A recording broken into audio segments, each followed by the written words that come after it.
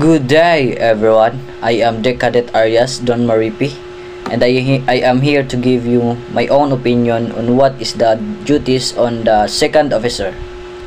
So, the second officer is a deck officer in charge of navigational watch, and he is also called the navigational officer since his job description centers on a voyage planning and the chart works, and he is also charged of testing and maintaining all navigational equipment.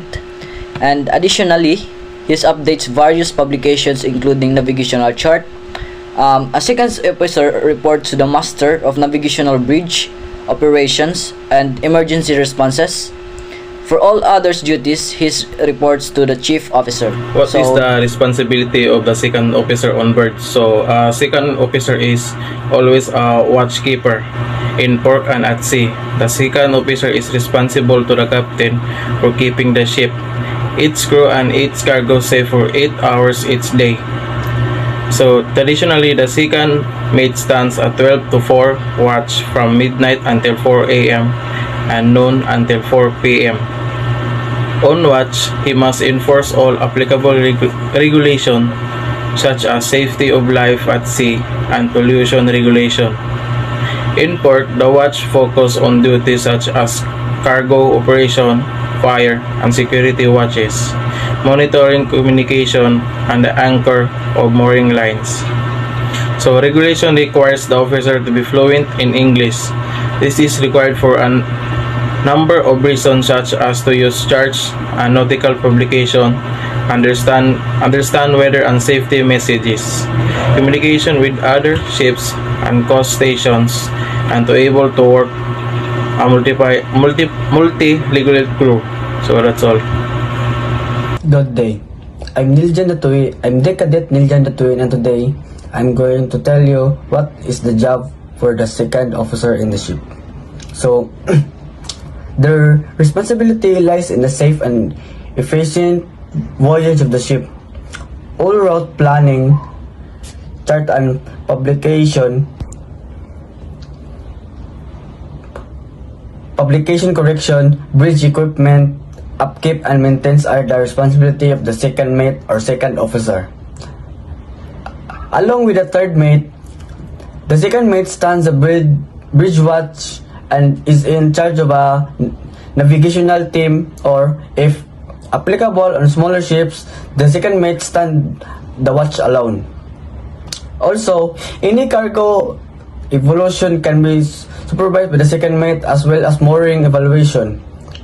The second officer or the second mate can sail on a large variety of ships. At this stage, the second mate has spent some time at the sea and will know how the industry works. They know what ships they want to work. The time of work is better as you climb up the ladder, meaning you are able to afford more time off with increased pay and benefits. Now I will be tackling about what are the duties and responsibilities of the second officer or second mate. The second officer takes specific responsibility for navigation, the upload charts and software. They oversee navigation and bridge equipment and undertake bridge watches at sea. May also be the vessel designated security, safety, or medical officer. A second mate's duties revolve around the ship's bridge. He is in charge of the testing and maintaining all the navigation equipment. Additionally, he updates various publications including navigation charts, reports to the Master for Navigation, Bridge Operations, and Emergency Responses.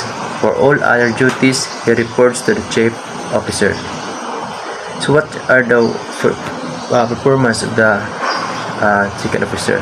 Perform the 000 to 0400 hotel and 1200 to 1600 hotel. Bridge watch weather at sea or anchorage.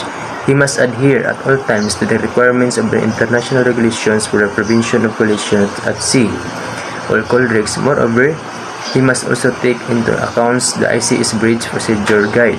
Lastly, he must familiarize himself with the company's navigational procedures and the relevant orders from the master.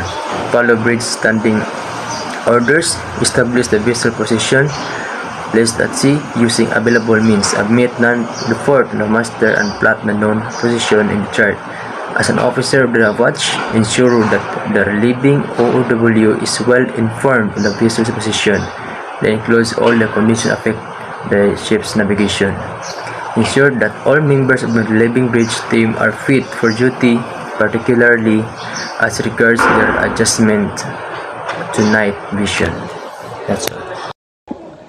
Good day, sir. My name is Decadet Villanueva Harvey Ayan. Today, I will be tackle about the duties and responsibilities of second officer on board. Familiarize himself with the procedures of safety management system and comply with the same. Prepare a passage plan for the intended voyage under the directions of master. All navigational equipment on the vessel to be kept good order and regularly serviced and maintained. Indenting and safe keeping of required spares for the navigational equipment on board. All navigational charts and hydrographic publications for the intended voyage to be carefully corrected up to date from the current notices to the mariners, navigational warnings, and other sources. An abstract of navigational logs to be maintained, preparing reports and returns as per company's procedure. To keep a navigational watch at sea and at anchor. Keep a cargo to watch in port as per directions of the chief officer and applicable rules and regulations.